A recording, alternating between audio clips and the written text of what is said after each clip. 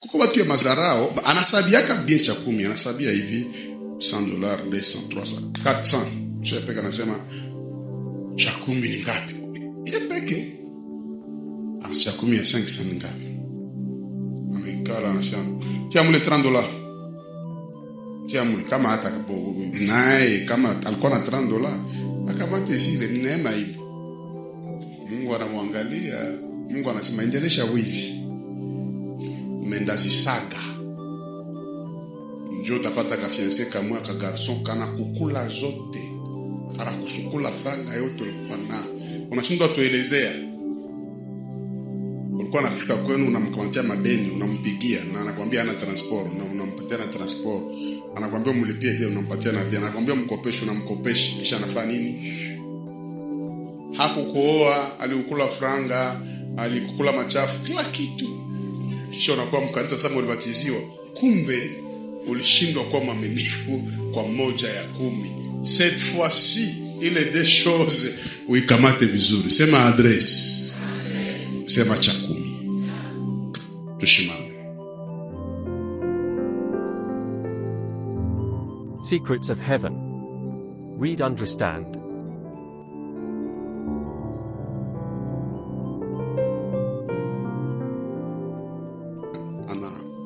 Jaribu kwenda kupona, hakupona. Si kusema pale fasi alikuwa naenda watu walikuwa hawapone, wengine walikuwa wanapona. Anaenda ya kwanza, ya pili, ya tatu, ya 4 mpaka anafanya miaka 30 na manake Kenya alisubiri mu maisha yake. Huyu alikuwa anasubiri naye kitu kinaitwa cette fois-ci. Alieseye siku zote. Na uswasi aliendaka ye peke kwa ile dispensaire Bethsaida, niseme c'était une piscine connue par tout le monde qui avait la guérison. Mais kuna garde malade alichokaka, mtu hawezi arete maisha yake juu ya kukuchunga wewe. Akabakia ye peke. Na sijue aye unaweza bakia fasi panda 38 ya magonjwa. Aye nisa kuliko unapona wewe upona. Alikuwa na nguo ya nimbo, inawezekana alikuwa anasema bali ni kufie kunyumba, omwe ni kufi yake hapa. Mwenye iko kunyumba sai na wewe mwenye mko hapa mwezi kwa sawa sawa. Jamais. Kwa tafsiri nyingine, omwe ni kufie kwenye vingine wanapone hapa. Parce que mimi najua Mungu mwaliniumbaka. Un jour ndasemaka cette fois-ci. Mwingine angichokaka haki anasema acha nijirudilie. Au anakunywa sumu. Nipeke muangalie. Maisha yenyewe iko mzito sana. Kisha muongezeke na magonjwa 38. Maisha hata ukua bonne santé iko 2 kilo maisha. Unaweza kuwa bonne santé mais uko crise, unaweza kuwa uko na makuta mais uko na makomba, unaweza kuwa kisha upate probleme ya 38 ya maladie. Jo afikie kusema cette fois-ci. Kuna vitu mili kia kutana ndani yake tutaizungumza leo. Mungu halikuwa na kitu ambacho wengine walikosa. Na leo nitakufundisha kile kitu cha kwanza. Hauwezi sema cette fois-ci kama hauko fidele kwa adrese yenye Mungu alikupaka.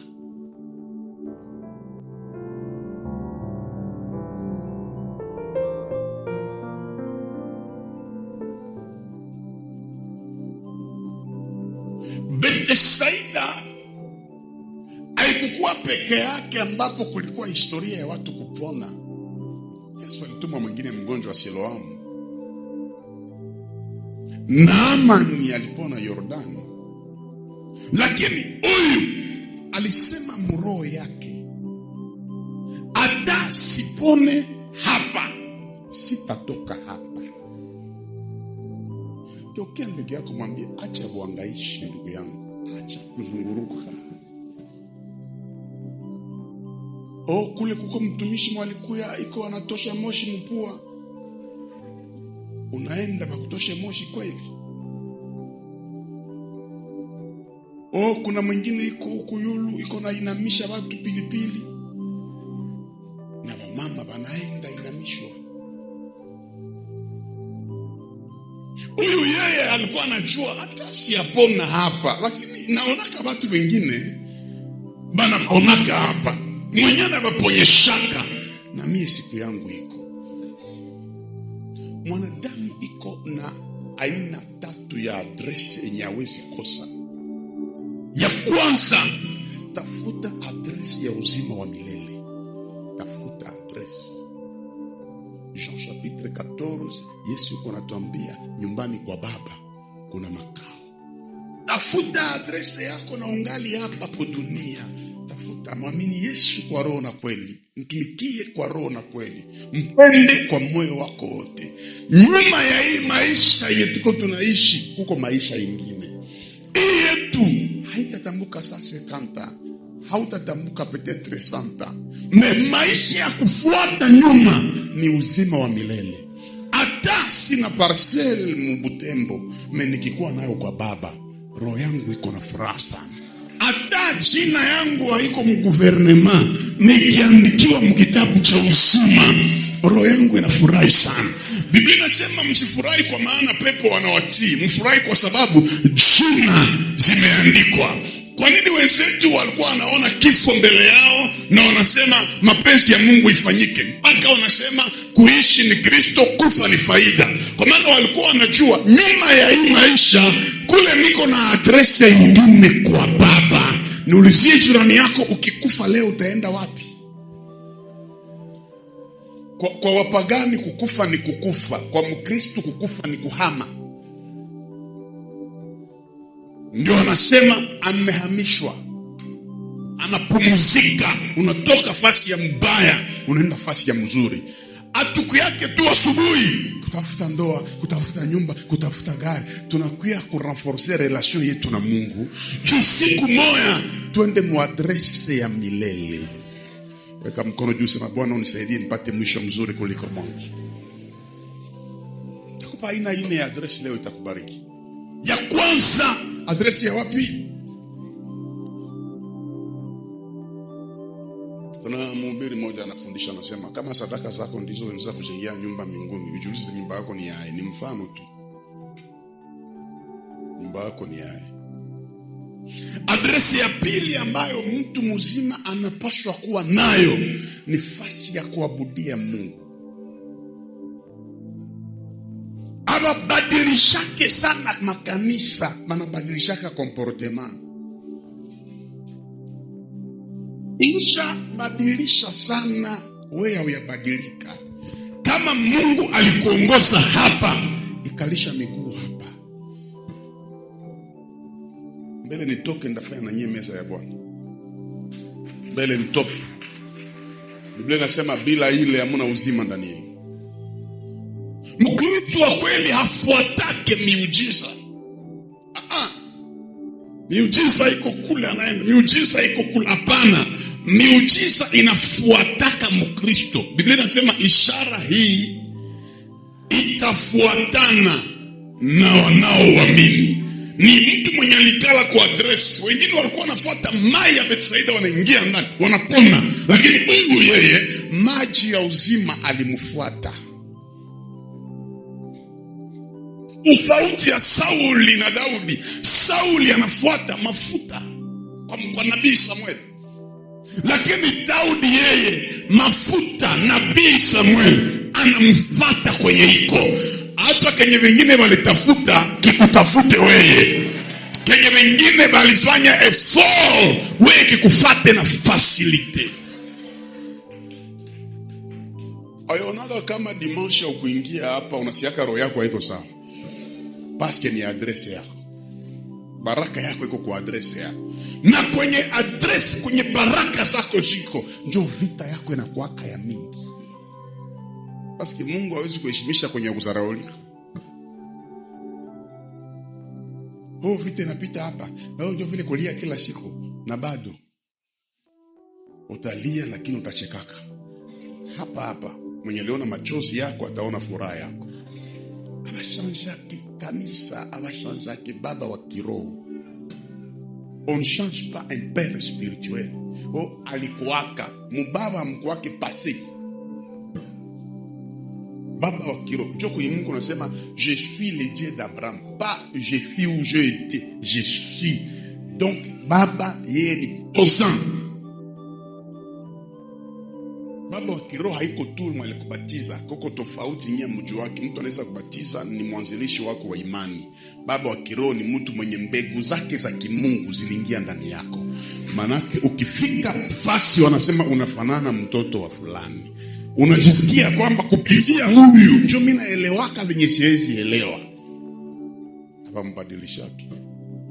Anaweza kuwa pastor kwa wengine. Mkwako unasema mimi kwangu haiko tu pastor. Kwangu mimi ni baba.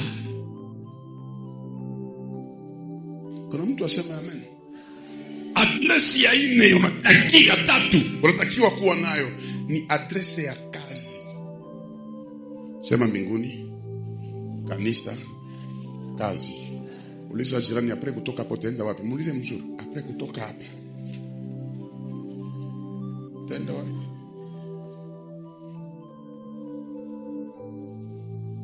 Kazi haiko tu juu ya kupata pesa, lakini kazi inaheshimisha. Inakuepusha na mabaya mengi. Inakupatia experience ya mingi. Inakupatia connaissance ya mingi. Ma relations za mingi. Mtu akiishi bila kazi na iko anaomba sana, atachukia Mungu kesho. Mungu abariki maneno, anabariki kazi ya muombaji. Maandiko nasema ndabariki kazi ya mikono yenu. Unafanyaka nini? Unafanyaka adresi ya ile unatakiwa kuwa nayo. Haupaswi kuwa locataire.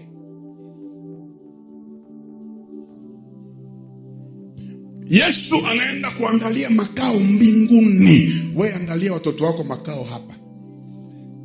Yesu akakwambia wanadamu msiogope, maparsele ni mengi duniani, ndawaandalia makao. Hapana, ndawaandalia kule, lakini hapa ni nyie. Mwaulu Butembo lote, Goma, Beni, ukienda mwavio unaangalia mio ya superficie ya Kongo. Hauna hata 30 metres. Wetu ni madiscussion.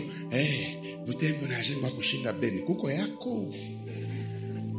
Na Beni kuko yako, na hapa kuko yako. Uko locataire na ushashikaza unenepe kushinda Bayeri. Juu ya kukula.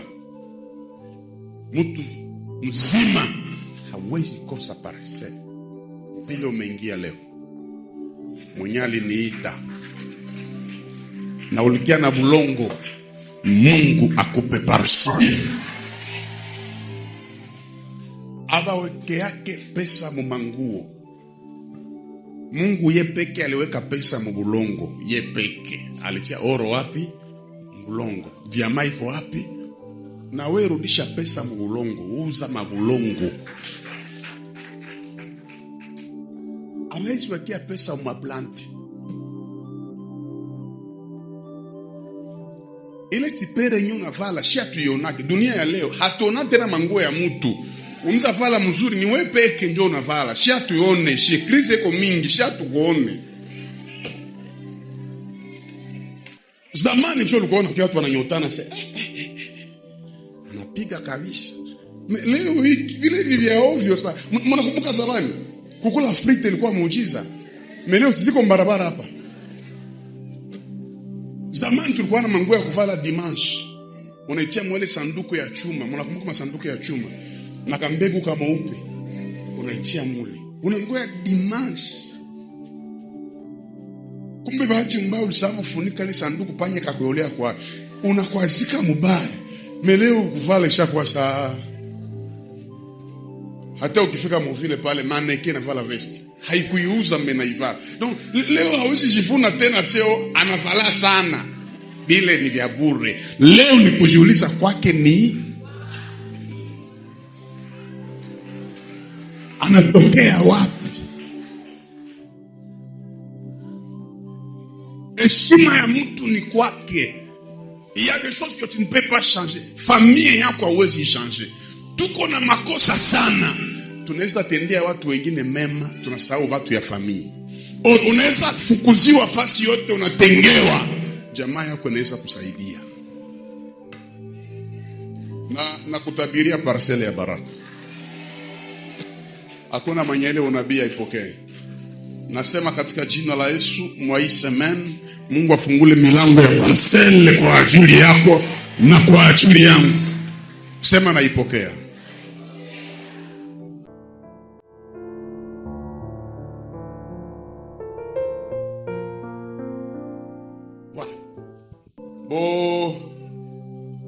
Nilikuwa naombea kule kunani ku makimbilio. Nikaona mpasteri haiko bia, tukatoka nikaenda huko kuushirika. Tulitoka kuushirika, kulikia mtumishi mmoja huko hivi, yeye haubiri yake wa watu. Yeye anakuambia kama maisha yako, anakutotolea maisha yako yote. Jina lake nani? Anaitwa Papa Faraja. Nikatoka kule kwa Faraja, niko kwa Radi. Utakufa tu mubile vitu vya kuzunguruka. Nani mwenye ana adrese? Wa kwanza ni mtu wa laana. Laana haiwezi kuitika ukwe stable. Genèse 4 verset 1 kushuka, Mungu anambia Caïn, parce que tu es maudit, tu seras errant, tu seras instable. Une personne maudite, elle sera toujours instable. Hawezi kala mariage moya, hawezi kala mkanisa moya.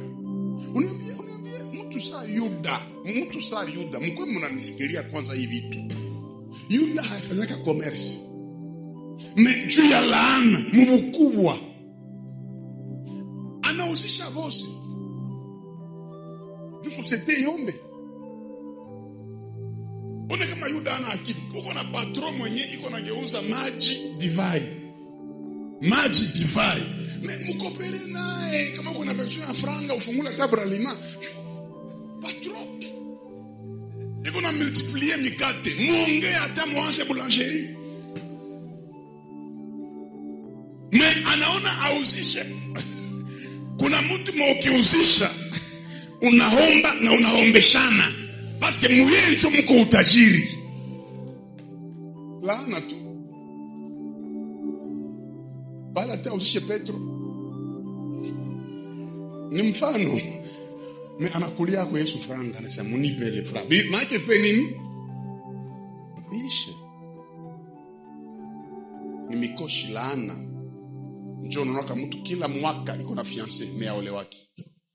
Mu telefone mko ma relations za kila aina mais hakuna ya kumsaidia. Laana ndio anafanya vile. Anamuuliza habari ya bwana wako asema wapi? Donc ni batro.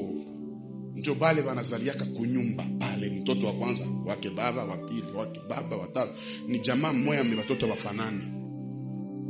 Kila mtu na wake baba. Laana. Njoo mtu anaweza olewa 5 fois. Unaweza ni charme kumbe ni laana. Huwezi kuacha stable laana. Laana ikiingia kwa maisha yako itakurendre instable.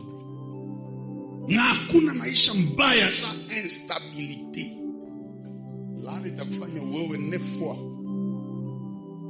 En plus uko na changer banamuke, en plus unasala batoto benye wanatoka huku, utaacha heritage ya conflit un jour bila kujua. Kama kuna kitu ya kukemea ni laana. Laana ya kwenu inaweza kutuma ulote kanisa mbaya. Ni lota usiku. Basta na robe ya noire na pusi kichwa yake. Iko nafanya nyao. Nikauliza Mungu. Mungu akanambia hapa kulisha haribika. Sawa unatoka. Benzako nyuma yako wanabarikiwa. Wewe mlihangaika unakosa chochote. Shetani akipenda akutoshe fasi, anaweza kuletea hata ndoto yenye ina mwanzo na mwisho, juu haribishe imani yako. Tie tu mwanamke mnaamini mandoto. Mwanamke anaweza lota usiku ukitanda bwanake kwa nazini na anamlamusha bie mndoto. Lamuka nini sasa niambie huko. Unaamini haraka, kumbe shetani anapenda tu hakuangaishi. Nini itafanya utoke au mariage yako? Ulitoka mfoyer yako juu bwanako alikuwa infidèle, mais leo ushakuwa 3e bureau ya marié. Unaona kama kuna ulifanya? Okay, voisin mwambie kalisha miguu fasi moja, acha kuhangaika. Sasa uliingia hapa, Mungu aliandika date de lenye uliingiaka na akaandika siku ya kubariki maisha yako. Sasa tunaingia mkilti ya kwanza, unasogea kumstari. Kilti ya pili unasogea. Ukitoka kwenye utaenda, unarudia tena wapi? Weka mkono juu. Sema, Mungu nifanye mwaminifu katika kazi yangu, ndani ya huduma yangu. Sitaki kuhangaika. Mungu akufanye mwaminifu. Nipe amen zaidi ya kawaida. Kuna nafasi ukitoka, baraka yako inatoka. Kuna mtu ukitengana naye, unasusuka. Paske ni yeye ndio mwenye Mungu alipatia baraka yako. Mtu wa pili mwenye ana address, mtu mwenye ana objectif. Unaweza pokea $1,000-$2,000 par mois, mais kama una objectif utakufa locataire. Maisha yako na nini? Kuna focus. Napata kula hii, naweka hii, napata hii, kula. Mtu wa tatu mwenye ana address, mtoto wa irresponsible. Baba alikuwa na pesa kila kitu, anakufa anabatia magonjwa kuliko abaachie pesa. Wewe hautakuwa irresponsible. Irresponsible wa kwanza ni shetani, hana address. Na ukitembea na mwenye hana address, atakutosha nayo kwa address yako. Mnakumbuka shetani mbinguni alipoteza nini? Akatosha Adamu kwa nini? Mpaka Mungu akauliza Adamu, "Huko ukitembea na mtu mwenye hana address, atakutosha kwa address yako." Mtu mzima ni address. Makanisa yako maelfu mwa hii mwingine imina kuyaka. "Oh papa, tuko na program nawe." "Oh papa, mnanisiaka fasi nyingine." Mara mingi niko kwa address yangu. Nikifika mimi najua niko fasi fulani. Wewe unahangaika sana. Bana kona mutembe wote par jour, fasi wote kumoto. Alienda Kangwai, alienda sijue mshene, alienda wapi? Utakiaka kufa mpaka Mungu na anakushtuka mbinguni. Anasema, "Ulikufia wapi?" Programu ya kukufa ilikuwa hayaenea. Niliamka kumoto kule yulu. Basi Mungu hapendi mtu wa kuhangaika. Mungu akupe address kuanzia sasa. Sasa huyu mtu Betsaida hakupona Betsaida Joel, lakini ya kuchanger address ya Betsaida. En réalité, mtu anasema kama hivi siaona kitu hapa, nipime fasi nyingine. Yeye akabakia fidel kwa address yenye haiko fecond kwake. Kwa address yenye haimupe chochote, akabakia fidel. Na ndio maana maandiko nasema, wakati Yesu alimuona huyu, akajua amekawia pale. Yesu akasema, "Hapana, mimi sitangoya malaika achemushe mai." No, akamwambia, "Est-ce que veux-tu être guéri?" Akamwambia, "Je n'ai personne." Sina mtu wa kunitupa maji. Yesu akamwambia, "Usiogope, prends ton lit, lève-toi et marche." Parce que mu Genèse 1, Mungu alisepare mai ya juu na maji ya chini. Betsaida ni mai ya chini ilishindwa. Yesu ni mai ya juu yenye aliweza. Watu ya dunia wanaweza shindwa kusaidia, msaada yako itatokea juu. Pourquoi anasaidiwa? Alikuwa fidele ku kuko wenye biko anaingia saa hiyo. Apotre iko hapa. Apotre akitoka mtu baona tena. Baangaishi.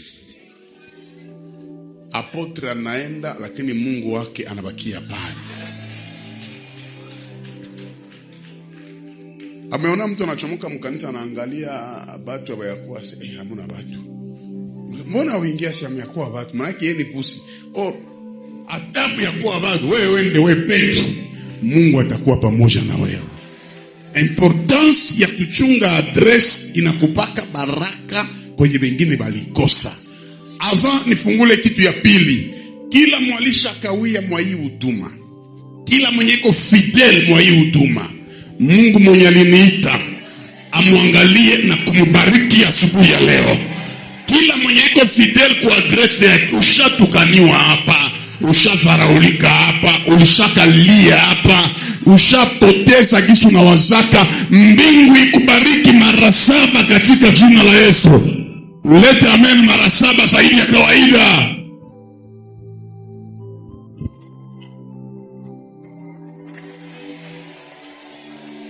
Shika mkono ya voisin, mwambie kama wewe utaenda mimi niko.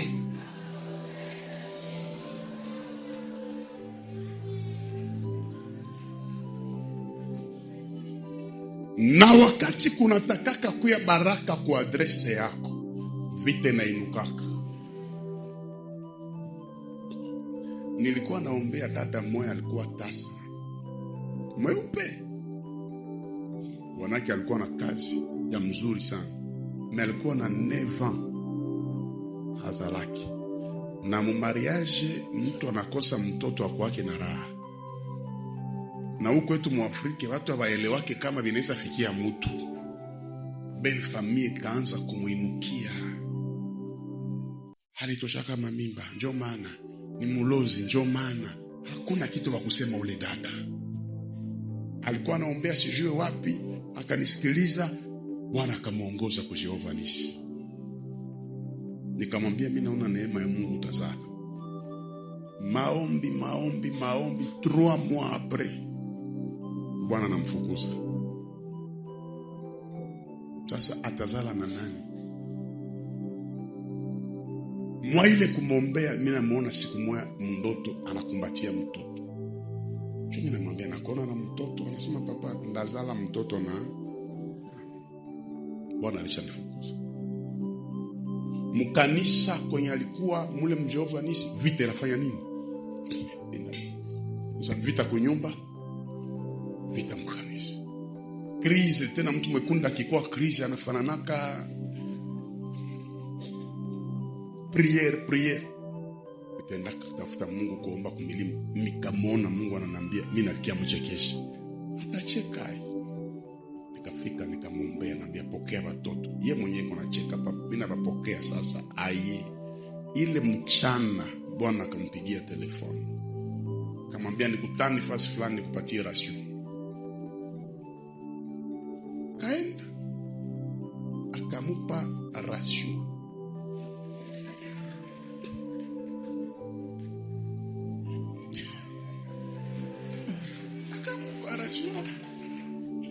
Kule kumupa rasio. Sio mtu akipata rasio ifua chibe. Akatembea papa jovula nipa rasio. Niko na cheka mbona. Mimi nikaelewa tu. Na anakuambia na sina, anasema na acha nikamatia nyumba. Tunahama kutulikuwa tunakuwa fasi ya mzuri. Kimbia uende kule tena akupe rasio. Mwezi ya kufata akamwambia papa niko na mimba. Sai anaanza kazala kila samedi. Donc ni exemple tu. Nawaza saa iko na 6 naissance. Mungu akifungula anafanya nini? Mbele baraka ifike. Vita. Mukanisa banaweza kusingizia maneno paka unakosa nafasi ya kutia kichwa. Kwa watu wabaya mkanisa unapita bananyota. Nakwambia nje.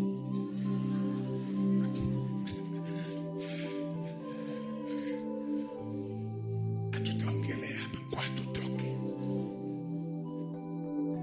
Kanisa unaweza pata vita kwa ile kiti yako. Ile tu. Unatoka unaenda kutoalete, unarudia mwingine shekala pale. Unakiwa unamwambia fasi yangu hapa, anakufa hivi. Anakufa hivi. Uliacha nini hapa? Na wewe kama hauna roho mfurefu. Na wewe kanisa baliza kuita mulozi na huko mulozi. Bana kuita baraka na huko baraka. Ifo kukaza. Mungu akupe nguvu. Deuxième chose yenye itafanya cette fois-ci kwa maisha yako, mwalimu ataongea na itakubariki sana. Yesu anamwambia hivi Pastor Joshua, prends ton lit, lève-toi et marche. La première des choses était quoi? C'est de prendre son lit. Alléluia. Pourquoi akamate kitanda? Pourquoi simwambie tu wende? Ni Yesu anataka fanya hivi. Kamata kitanda ni teste kwanza ya kuona kama ulishapona, sawa? Me kwa tafsiri nyingine, hii kitanda panda 38 ans ilikuwa inakubeba. Sasa wewe ukipona sasa unaiacha, maana uko irreconnaissant. Hii kitanda yenye kusaidia usiache chini. Kuna pia miaka yenye wengine walikusaidiaka utageuka msaada kwao. Kuna kuja ile miaka. Est-ce que una reconnaître que mama yako alikuwa kitanda yako? Pendant 9 mois. Mama yako ni chambre ya hotel ya chef. Haujua wake vile. Na ulikuwa unakomande mafantamo ile tumbu wewe. Mama yako anasikia hamu ya yenye yasikiaka. Kumbe ni makomande zako wewe. Mniletee koka, analeta. Kumbe wewe ndio unakunywa. Mule ulikuwa unafanya yote unataka. Pendant 9 mois unakia zaliwa, unakomala, leo wanakutaviria kama ndio mlozi wa maisha yako. Unasahau kitanda ile kubebaka. Akwe mlozi, akwe mubaya, mama anabakia nani?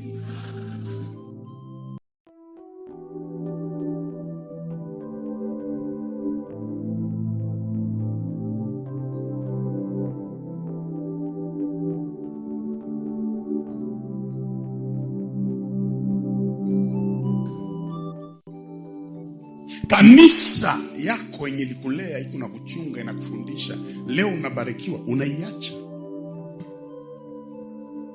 Hakuna batu biko na maprobleme mro saba pasteur.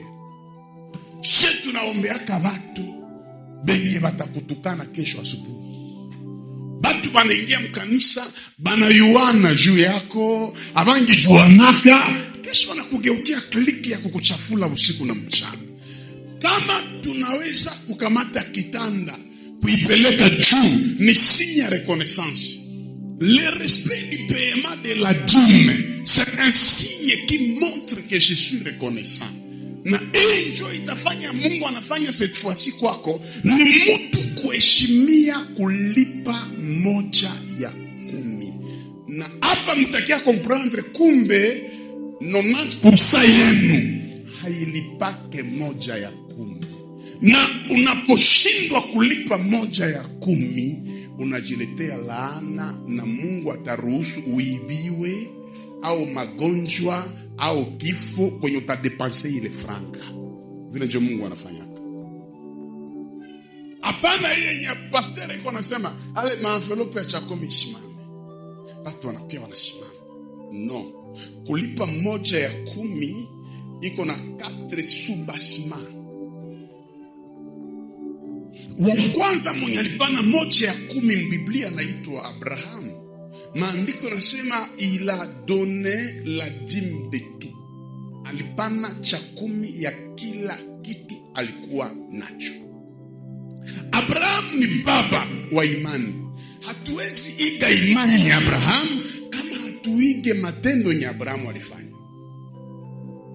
Makuhani walipokea 1/10. Malachi Mungu anaexige 1/10. Nouveau Testament Mungu naye yepeke anapana 1/10. Mudi commandement anasema 1 ni kubwa kuliko yote. Wafarisayo walikuwa wanapana 1/10. Zaka ilitolewa Ancien Testament na Nouveau Testament. Aye banatoaka 1/10. Pale njo magumu iko, na pale njo laana ya watu wengi iko. Njo sadaka yenye Mungu anasema usipopana 1/10 unalainiwa kwa laana zote. Biblia njo inasema vile. Usipopana 1/10 unalainiwa kwa laana zote. Okay, selonye dime ya $10 ni ngapi? Njo vile. Me haiko vile. Deja mwana kama mko mconfusion. Unapata $10, unakula $9, unaleta $1 mkanisa, haulete 10. Unaelewa? Ni shida sana. Selon Bible, dime ya $10 ni $1 kama utatoa $1 mbele ya kukonsome 9. Est-ce que mnafanyaka vile? Manake mbele ya kukonsome ile $9 yako ya Mungu jafanya nini? Donc Mungu abamulete yake makombo. Na mnafanyaka vile? moya kwa kopi. Unakuwa tu sana, nipata $200, acha nijikulia yangu ile 20 wataipata dimanche.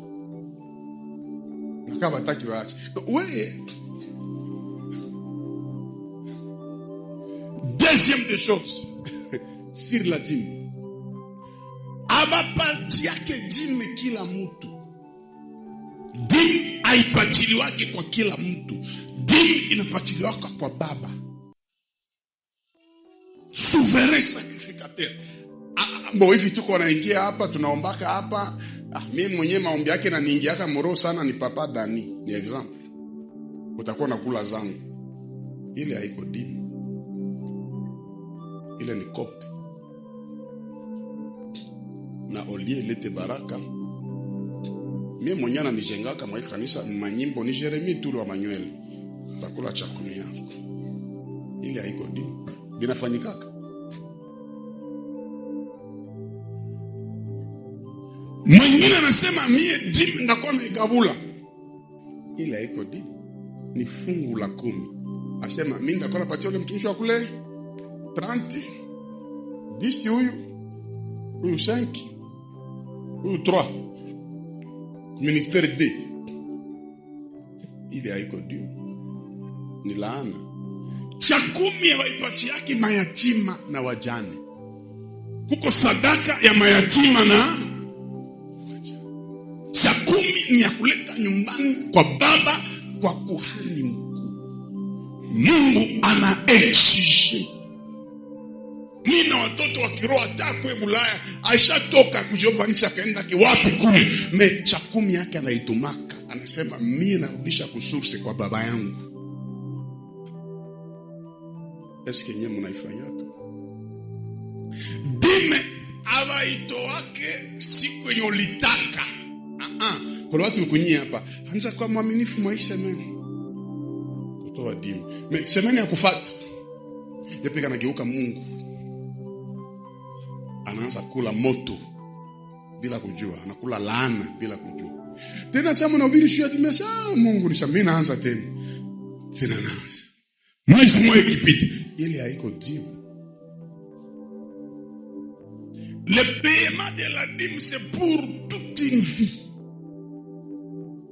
Et puis on ne change pas la personne. Hautabadilisha baba, hautakwenye unapana baba unampa chakula. Usipofanya hivi Mungu ana njia za kukukula ile pesa na utalia.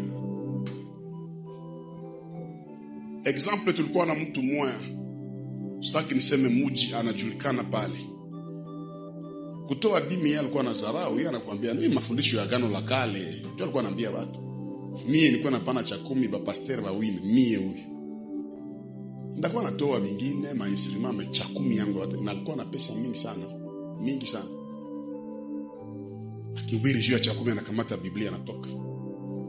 Siku moja mndoto Mungu akamtokea. Akamwambia unaona wewe utanilipa cha 10 njia nyingine. Akalamuka asubuhi nilota mzee mwe ananiambia namlipa cha 10 njia nyingine. Ni mandoto tu. Balenda kumpima akamtana na kanseri ya damu. Sasa ifalia kwa naenda Bulaya bakwa namchanger nini? Hadepensa ke moya $12,000. Baisha mombea rehema na katala. Saa hii nilisikia alishakufa. Na pesa ziliisha. Juu ya kuzarau chakula. Kuko mtu mwenye anatapata hata $1,000. Me anapana cha 10 selo yeye. $1,000 manasema cha 10 ni 30. Basi kuba tu yaro mbaya. Aleta 30 mu envelope kama bata kama dai. Naacha hata rona akili. Donc anatoa selo yeye. Ila ni shida. Quatrième des choses amujua kesho ya dini ni hii. Batu mingi kushie maisha kwa contre maandiko. Donc anaisa kuwa mwaminifu kwa machache. Hapana kwa mengi. Ni explique? Yesu ndiye anasema hivi, alima mwaminifu kwa machache na kwa mengi atakuwa dunia ya leo ishakoroga Yesu pale. Kuna watu ambao kwa machache ni mwaminifu. Akipata $10 kutosha $1 haisi mshinda. $1. Akipata $1000 kutosha $100 haisumbue sana. Mingi sana. Akipata $50,000 kutosha 5,000 anaanza hesabia na vidole. 3, 4, 5.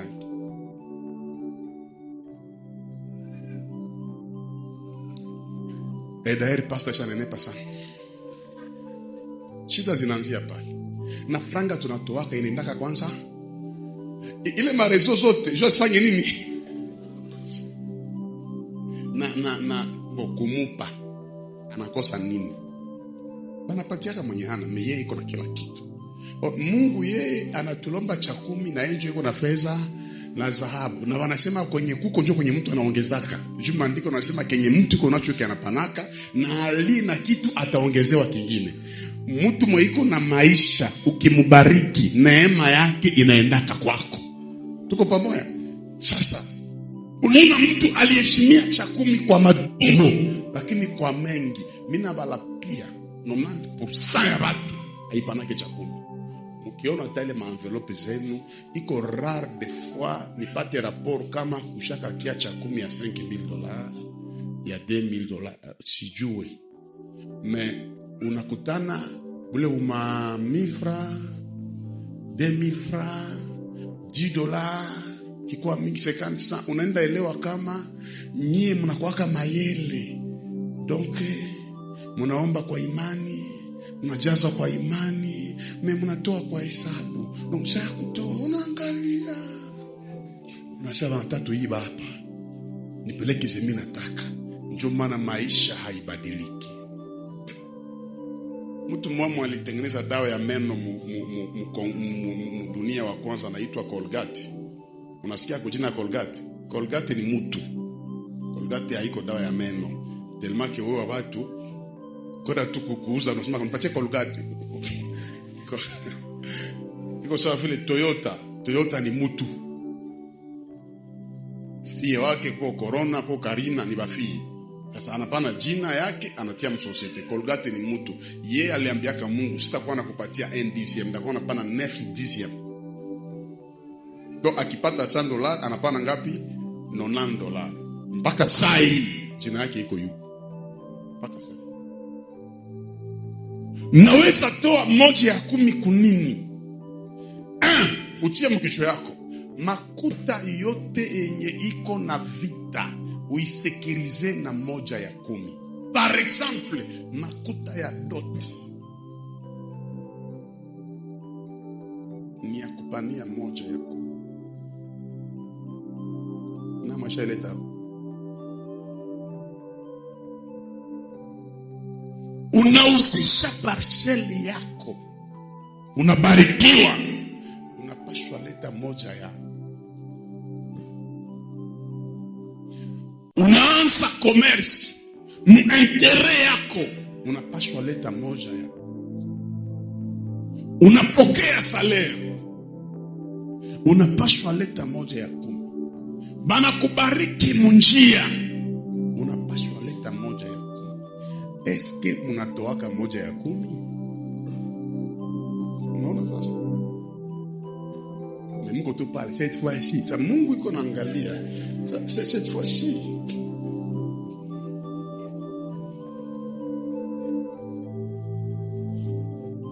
Nani kunyia hapa mwenye anaheshimia mimi nasema hapa?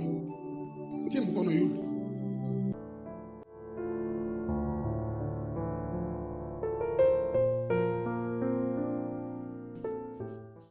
Tumachie kanisa kwa mchungaji.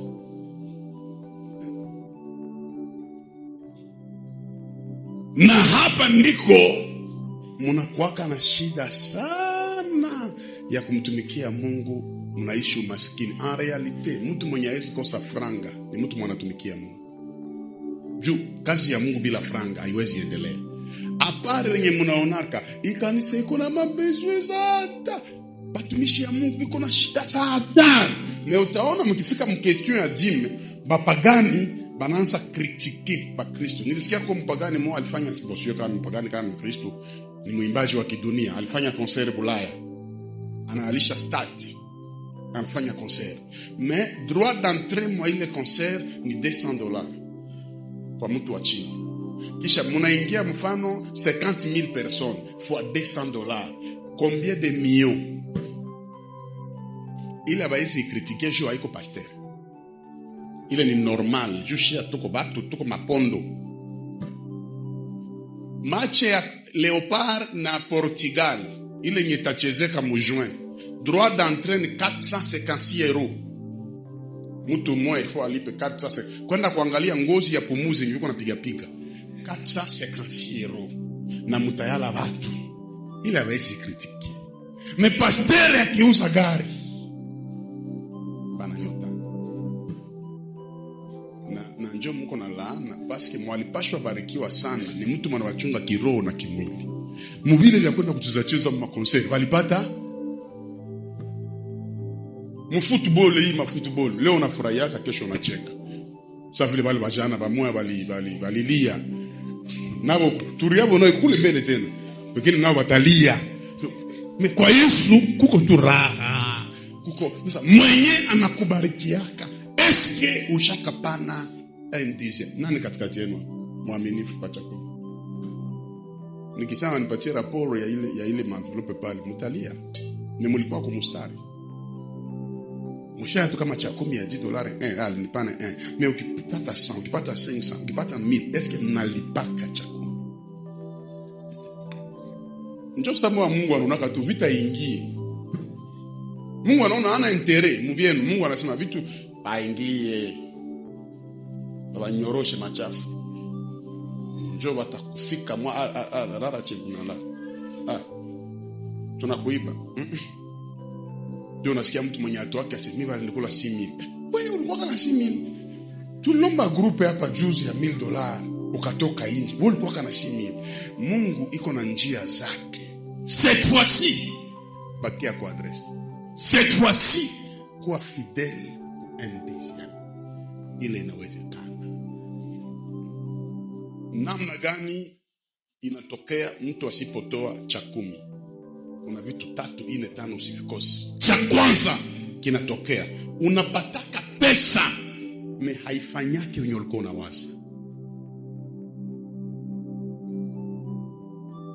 La pili, unaweza investir mkitu yenye watakunyang'anya kesho bila wewe kujua. Au unapoteza kitu ya valeur bila wewe kujua. Ya tatu, Mungu anakuletea kawalala. Kawalala ni zile pepo zenye unakulaka meushibake, unakulaka meunenepake, unavalaka meutakatake, unavala manguo ya shere meuku tusaka manekeki mkalifufuka. Wewe unaona kama ni vya shere, ni watu kuna kuangalia. Kwa mtu mwingine na mafuta ya bei chini me anaangara. Bana mwaziaka venye haiko. Mtu mmoja aseme amen. Mais à ne pas oublier, ukianza kutoa 1/10, vita inakuwaka. Nyuma ya ile vita, haraka inakuwaka. Ile ni témoignage, nilikuwa na kanisa moja ya Selba. Papa moja akatoaka 1/10 mkanisa ya 17,000. Kasema nipana 1/10. Après kupana ile 1/10, akose makuta yenye walimu escroquer ilikuwa plus ya 80,000. Alikuwa mtu wa maminere. Akawaki akana 2,000. Sasa niko na pressure kanisa yao. Akani explique. Na akasema ile pesa nilitoa kwa mchungaji. Unanishauria nini? Nikamwambia ni cha 10 ulipana. Basi kama ulipana kwa mchungaji, Mungu alishakamata ile shapa. Asi hapana, siku nasema mbaya kenilombe ile pesa. Nishatoa na nishahomba, niliwakiana 2,000. Na hii 2,000 nayo na waletea hayo. Kama nye kazi yenu ni kuombeshana mkuli.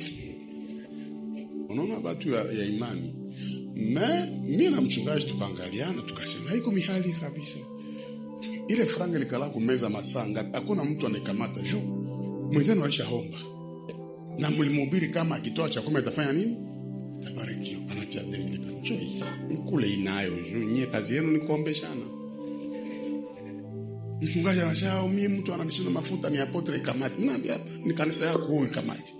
Discussion na. Sana toka naenda. Bokarema sasa toka tu ingiacha. Tulikamata. Kaenda. Sasa kesho sasa niko nahubiri mkanisa nikimuona tu.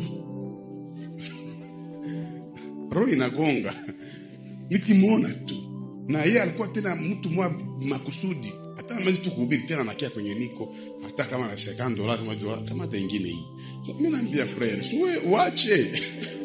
To iko naifanyia uko kama hata nyingine. Niombee tena.